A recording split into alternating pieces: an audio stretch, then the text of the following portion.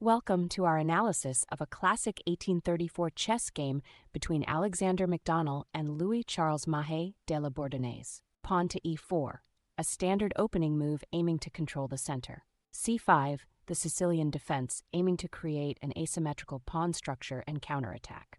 Knight f3, developing the knight and attacking the e5 square.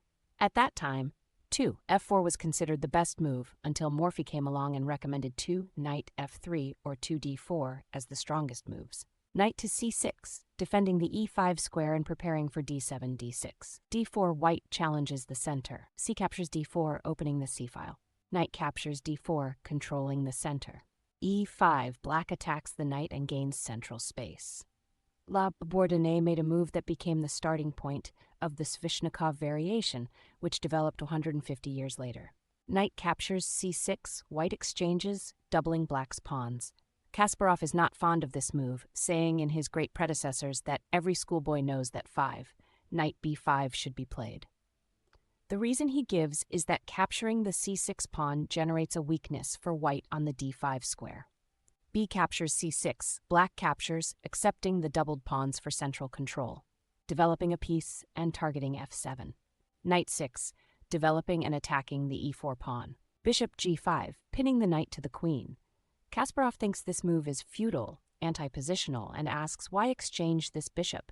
He recommends short castling instead, breaking the pin and preparing to castle. Queen e2, preparing to castle and adding pressure to the e5 pawn. Chigorin recommended knight c3 instead, putting increased pressure on the d5 square. d5, challenging the center opening lines for development. Notice how black seized the moment and stormed the center at the first safe opportunity rather than castling.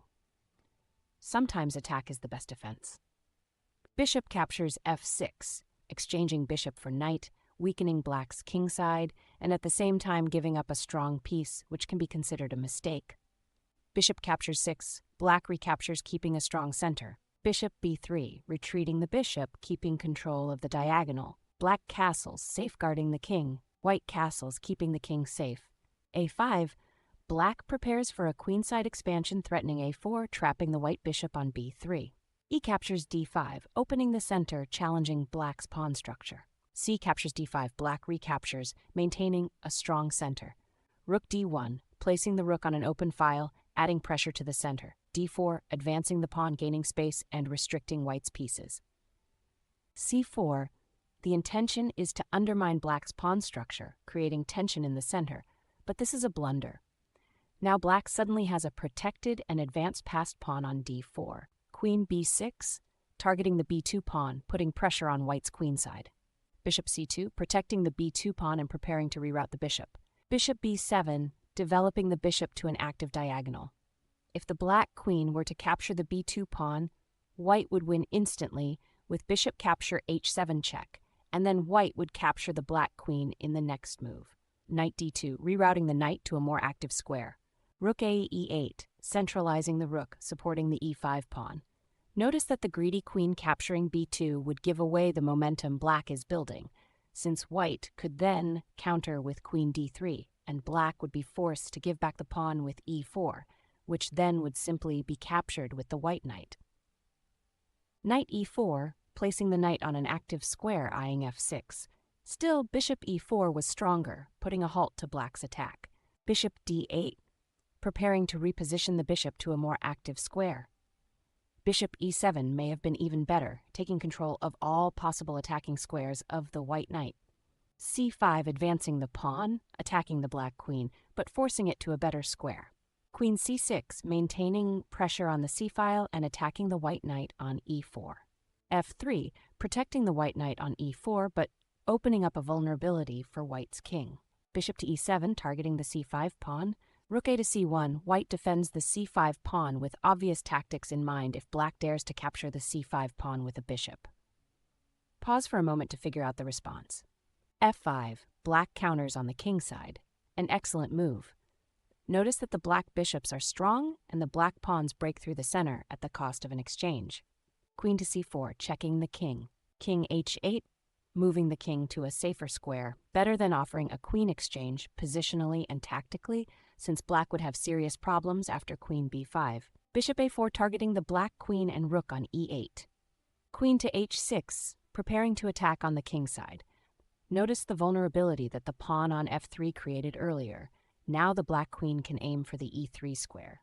Bishop captures the rook on e8. This is a mistake since now black gets an unstoppable attack. F captures e4, opening lines towards white's king. Notice how the black pawns seem to be turning into a tsunami, storming into white's position in a giant wave. c6, advancing the pawn, attempting a counterstrike.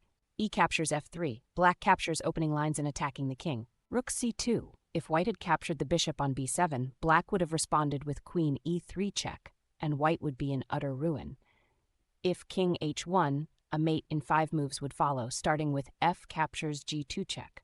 Queen to e3, checking and forcing white's king to move into the corner.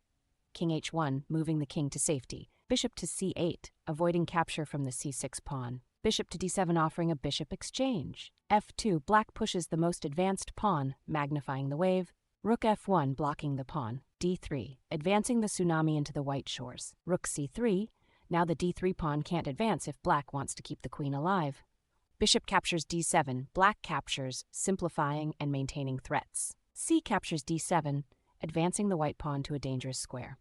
e4, pushing the central pawn, protecting the passed pawn on d3. Queen to c8, attacking the rook and preparing to promote. Bishop d8, defending against the promotion threat. Queen to c4, centralizing the queen, but nearly all hope is gone. Queen to e1, a great move, sacrificing the queen while pinning the rook, threatening checkmate. Rook c1, doubling rooks, defending the first rank. d2, advancing the pawn, threatening all kinds of everything. Queen c5, threatening to capture the f8 rook with a checkmate. Oh my god, will black see this threat?